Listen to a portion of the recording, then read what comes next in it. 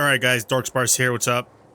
I'm bringing you some skate footage, and I wanted to make this because I am a longtime skate fan. I'm a huge fan of the original trilogy of skate games. I also used to skate a ton during my high school years. I loved skateboarding. Whenever I wasn't doing some sort of other sport, and I was a huge athlete in high school, I was doing skateboarding in my downtime. Tony Hawk's Underground was the original inspiration for me to get into skateboarding, but then when Skate came out with the flick controls, which completely changed the way we could play a skateboarding game, it just motivated me even further to just keep skateboarding. I've since stopped skateboarding because I'm no longer really capable. I have really bad knees from bunch of injuries I sustained over the years. Now that Skate 4 has come out, finally, after who knows how many years that everyone in the community has been asking for us to see a Skate 4, we finally get to see it, but it only feels about 40% Skate, and then it's about 60% EA. And what do I mean by that? One, when you look at it graphically, I think the game looks pretty good graphically. It didn't really need to be upgraded at all, because Skate 1, 2, and 3, I think they still look good even to this day. I think they have more like that timeless look. And you know what? I'm completely fine with it. The art style is what I don't agree with. When you look at these characters, not just your own character, but the NPCs, they look like they've been ripped straight out of a Sims game. They look like, I don't know, probably the models look like they're from Sims 4 or Sims 5. They just don't look good. They're too cartoony.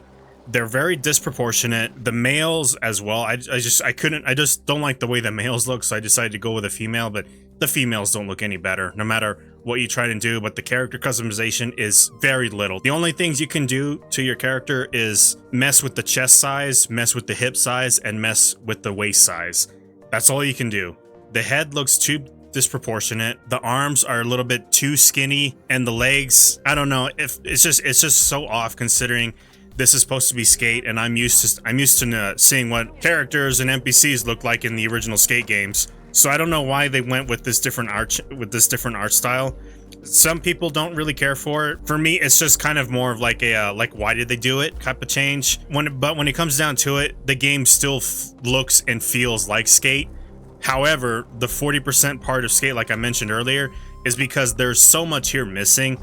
Granted, I'm gonna give them the benefit of the doubt that this is early access. Maybe everything isn't available yet. The big change that they made to Skate 4, obviously with it being free to play, is this online component. So there is no offline lobbies. You can't just play like by yourself in a single player type scenario. There is a story element in this game, but it's very bare bones. It kind of just feels like it's kind of tacked on together, kind of like last minute type thing. Because when you log into the game, you're automatically thrown into a lobby of players.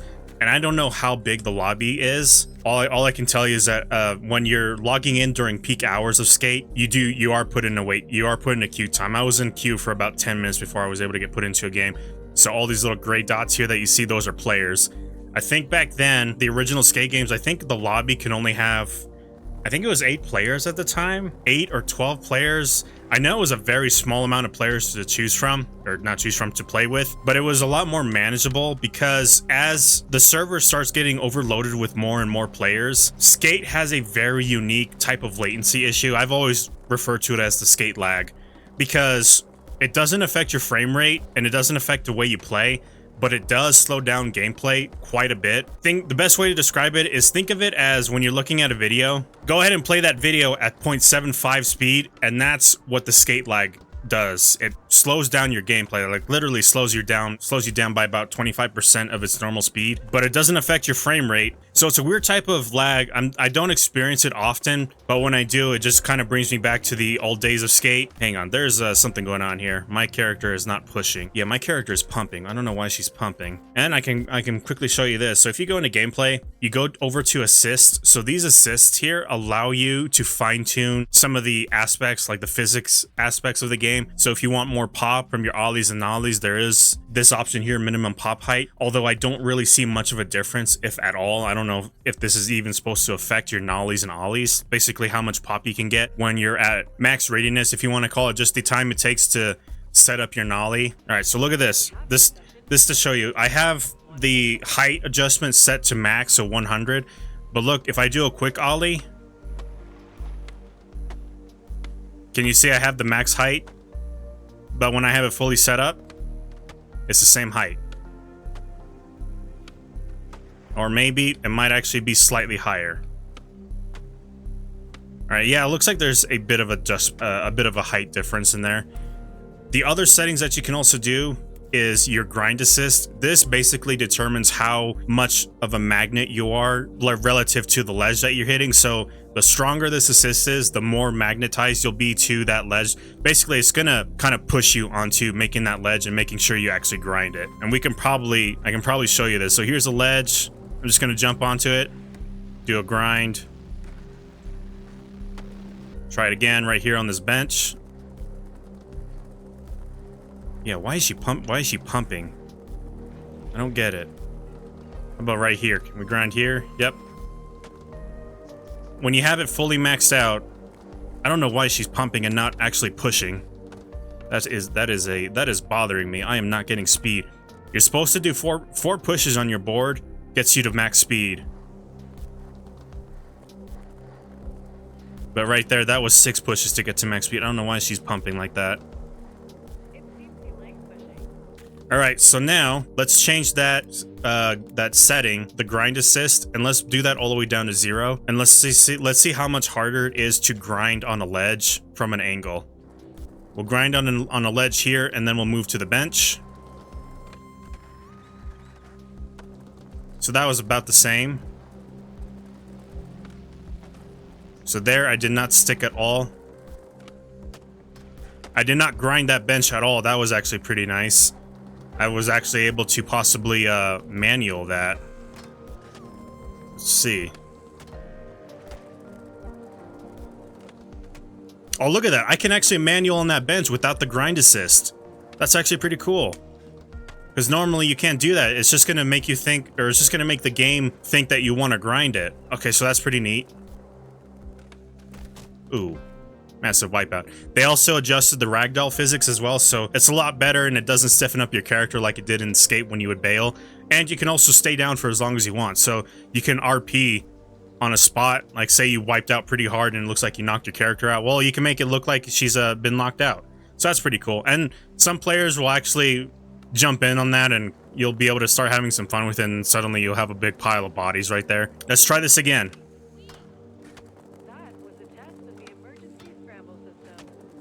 Actually, not having the grind assist makes it even easier to perform some of the more advanced grinds. That's actually pretty cool. I think I'll actually keep assist off. I wonder if having the grind assist off would also make it easier to not do slappy grinds, because I hate slapping grinds. They get annoying. So that's pretty cool. But that's an example right there of how you can make some fine-tune adjustments. There's the allowed fall height. Higher values let you fall from greater heights without causing a wipeout and landing on your feet. This is if you're doing harder spots that kind of have a little bit more height and you are having difficulty trying to land it. Minimum pop height, let me reduce that to 0. Let's see if that changes anything on a quick ollie. Okay, so it does. So here it is, a quick ollie, and it actually does change the height difference right there. And then when fully pumped, so there you go. Okay. That actually just answered my own question, because I was kind of confused on that.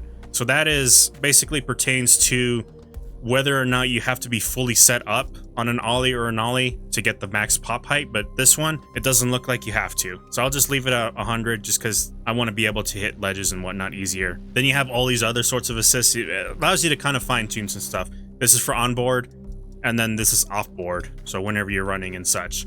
Another cool thing that Skate did is the movement. The biggest upgrade that Skate 2 did when it first came out was it allowed you to get off your boards. Skate 1, you didn't have the option to get off your board, so it was kind of hard to navigate the map at the time.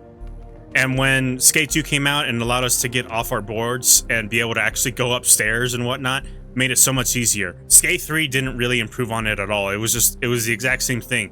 Here in Skate 4, not only can you run, but you can sprint, and you can also climb ledges.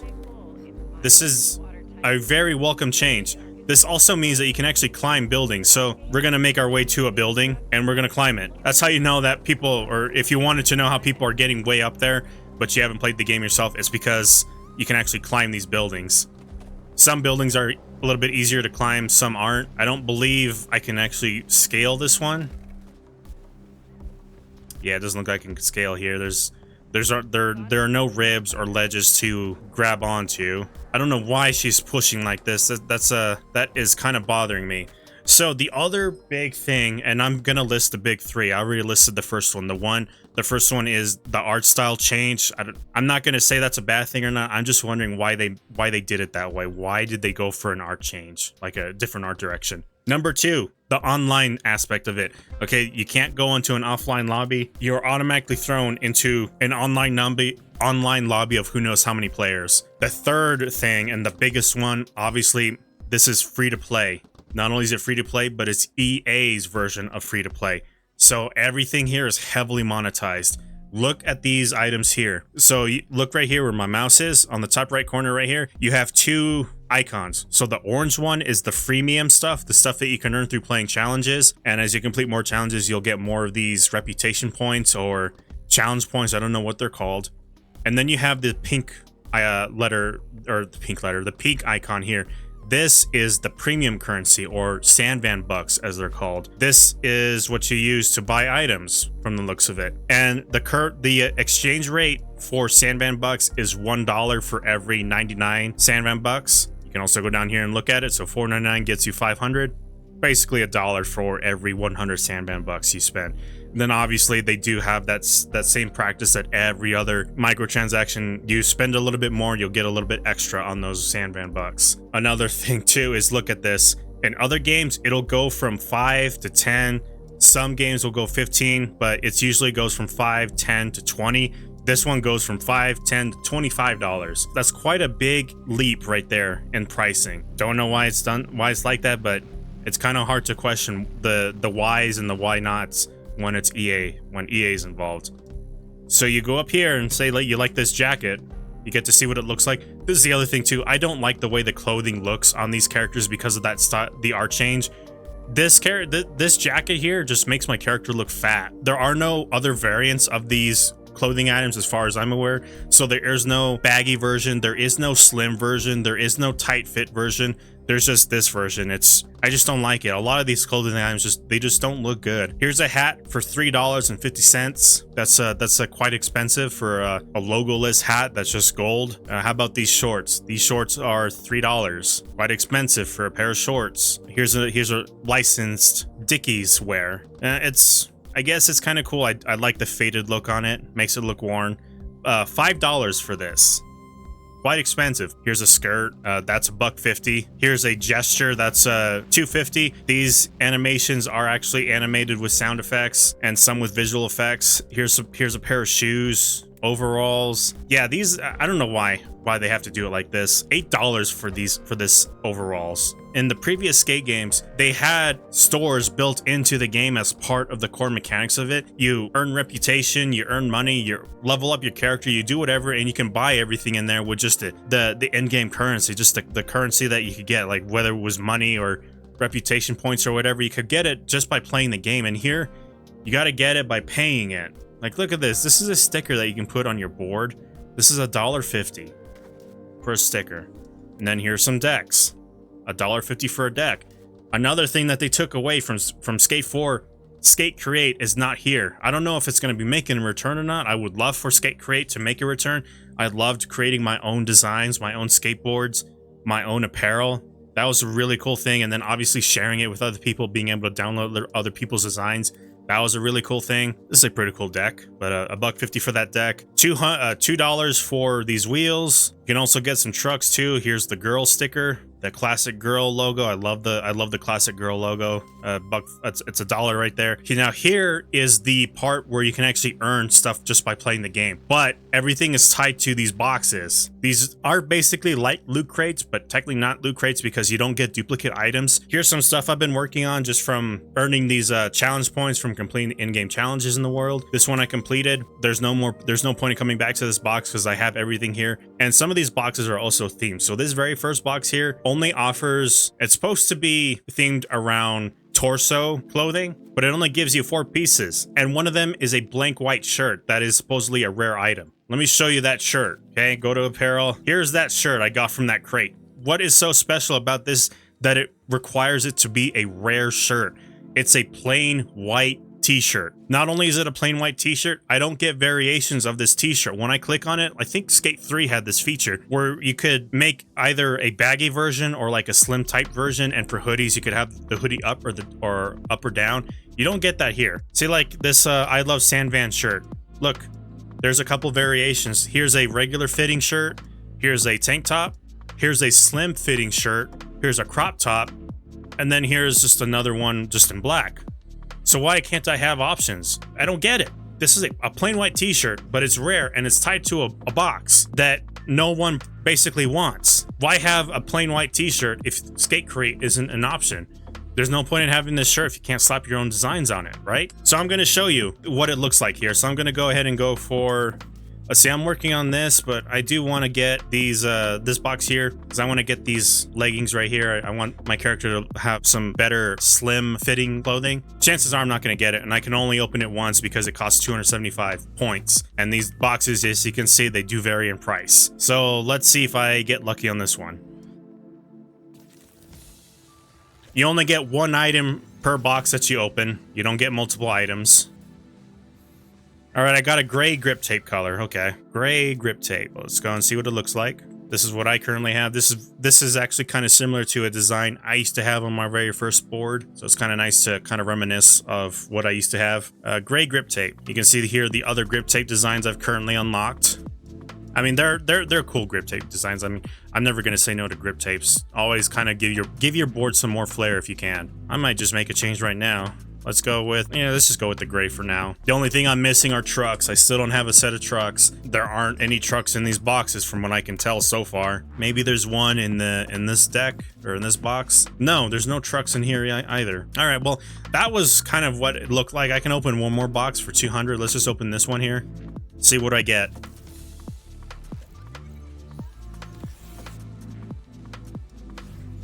Okay, I got a sticker. Oh, all right, a sticker I'm probably not going to use. So there's a lot of useless items in here. Well, I think useless is kind of a relative speak. If you like stickers to kind of accent your board, I mean, go for it. That's what they're there for. There's a lot of filler in there. These crates should just mostly just have apparel. The fact that they have it tied to these boxes rather than just going to a store in the map and buying these clothes directly, it's a slap in the face to Skate. That is Skate's identity. That's a portion of Skate's identity that has been taken away. Another thing that is not present in the game, at least as far as I know, or it's probably not going to be in the game yet because it's early access, are the multiplayer modes. As far as I know, there is no jam session or like an official way to do jam sessions. No best trick. There's no skate mode. Skate, obviously, Skate's version of horse. That's not in here. There is no Hall of Meat mode, even though you do have the options to bail. So there's a lot missing from here. Oh, look, here's a challenge. If I can access it. Okay. Something's going on. My controller's acting out. Let's see if I can disconnect it really quick.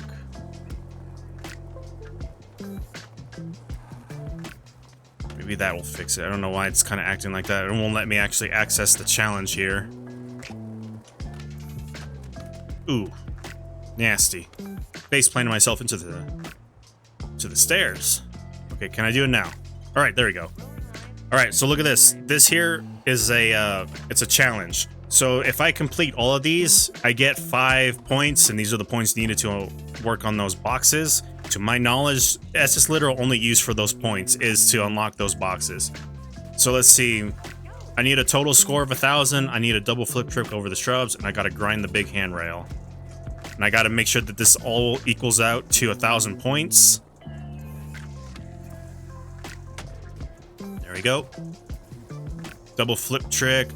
Wait, I gotta make sure that's the other thing too. If you miss one of the bearings here or you get off your board, you do have to restart from the beginning. So always keep in mind with these line challenges. Ooh, nasty. You know, I don't even care about restarting these as many times as I want. This is kind of like the whole point of Skate. Oh, I almost smacked my head against the ledge. Okay, so now I gotta grind this handrail. Ooh, I missed it. Look at that. That was nasty. How about the manual? Do a hard flip. Nice 360.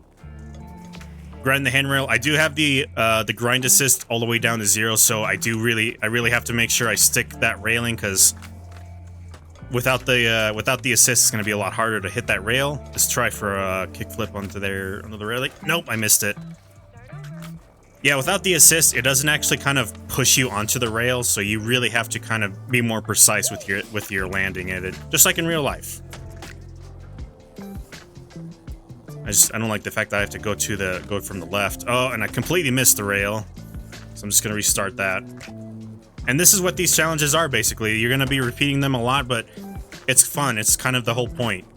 There is no need to get mad at this, because again, this is how it's just like in real life. You're gonna be struggling to hit these lines over and over and over until one day you actually perfect it. Oh, I wasn't supposed to go that way. So I'm supposed to grind the first handrail, and then I got a double flip trick over the shrubs, which is this. There we go. I don't know why I wasn't doing that earlier. Got it. Got it. Oh no, I shouldn't have done it. But I wanted to because it looked cool. You know, let's do a front flip. Front flip for style. Double kick flip. Oh, I missed my kick flip. I missed kick flipping entirely. So if I can do it again. Kick flip. Nope, I missed it again. The one time where a lot of times when I just want to do an ollie and I don't, I end up kick flipping. But now this time when I actually want to do a kick flip or a heel flip, it doesn't want to actually let me do it. This is the other thing it's always been a known thing with Skate. The flicker controls, they're very wonky. I'm giving you a perfect example of how wonky they are. Like, I actually can't even get... There we go. Oh, and yet, I don't know how that happened. A lot of times when you try and do the flick it controls precisely to get a certain trick, a lot of times it's going to tell you, it's going to say that, or it's going to think you did something else. I don't know why I'm bailing like right there. Let's try this again.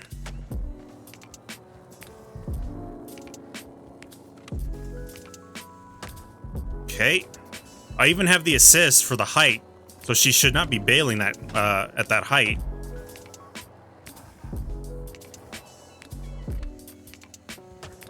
All right, there we go.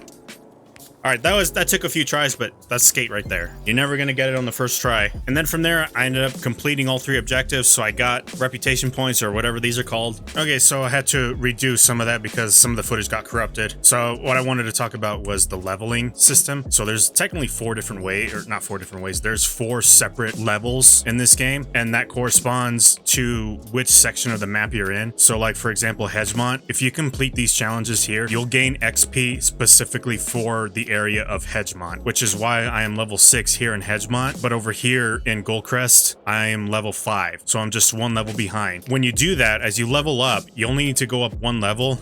That 1 level will correspond to the next crate that you can unlock. The moment I hit level 6 for Goldcrest, or level 7, because I'm level 6 in Hedgemont. When I hit level 7 for Hedgemont, I'll unlock this box here, which will give me access to a cool looking hoodie, a really cool looking deck. I'm gonna assume that's a deck, not grip tape. A bland shirt that no one cares about. A little flannel t-shirt. Those trucks, I really want those trucks. They're very reminiscent of Birthstone trucks because they're blue. But that's how it works. And then if I want to access more crates, from Goldcrest, what I need to do is actually level up and do more challenges in Goldcrest. That way I can unlock more access to more boxes, and here I have 2 more boxes unlocked. I did forget to mention that when you complete the daily challenges and completing those challenges that are littered throughout the map pertaining to the section that you want to level up, like Goldcrest or Hedgemont or whatever, those challenges, once you complete those challenges, you cannot redo them, but they do reset daily, and from the looks of it, they do reset every 24 hours. That also includes the semi-pro versions of each challenge, which actually rewards you with more XP and more of the challenge points that you can get towards those crates. So always remember that. Once you don't have to worry about completing all the challenges and there's nothing left to do,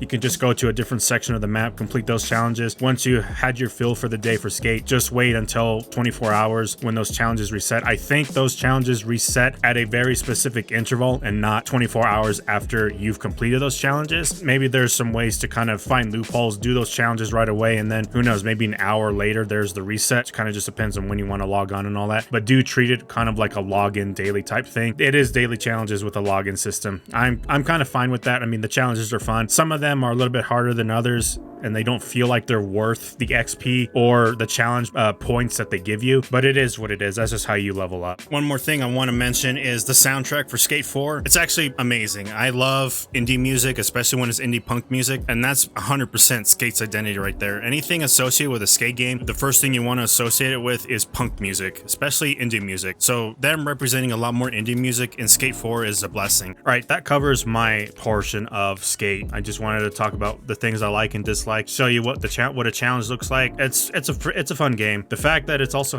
features 150 players in one lobby, that does mean that there is a whole lot of opportunities to create parties. They're also allowing you to actually meddle with other players' builds. Like if they want to build a spot, you can actually change up the spot if you want. It gets to a point where you guys can actually make your own skate park if you have the creativity and you have players who have basically everything unlocked, all sorts of rails, all sorts of kickers, all sorts of flat areas for mani pads and whatnot. You can create your own stuff. It's a pretty cool thing. They really made Skate a much more open game as far as the social side of things go. So kind of see Skate 4's map and the 150 player lobbies as a big open social hub where not only is everything done within the map, but you can also play with players in the same area too. So that actually is pretty cool. Moving forward, I am hoping that Skate does add in more of the official modes. I do want to see an official jam session. I do want to see an official skate mode come in. Right now, since we do have the option to perform the bales like we could in the in Skate 2 and Skate 3 when they added the bale system, or which was known at the time as Hall of Meat. Here, the challenges, there are no Hall of Meat challenges. Instead, they're just called stunts. I'm hoping they don't really expand on that and just bring back Hall of Meat. Hall of Meat was a really fun game. I mean, I was #1 at one point in Skate 2's Hall of Meat mode for quite a number of years back in the day when Skate 2 was at its peak. But anyway, I'm just gonna leave it here, here at that. All right, thanks for watching the video. I'm gonna go and do some more skating. This is Dork Sparsh signing off.